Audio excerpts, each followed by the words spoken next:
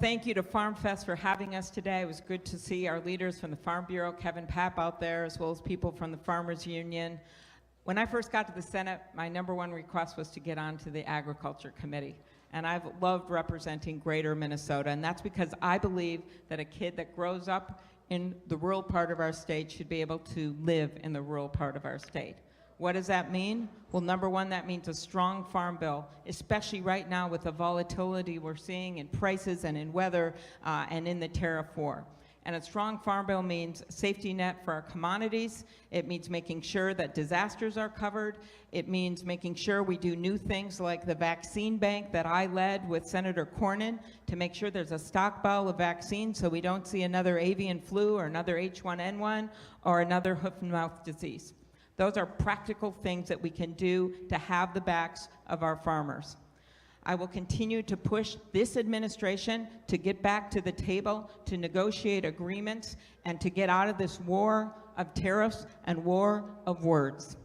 I've also focused on keeping health care available in our rural areas, and am one of the leaders on bringing down the farmer prices, which I think is going to get worse and worse if Washington doesn't act.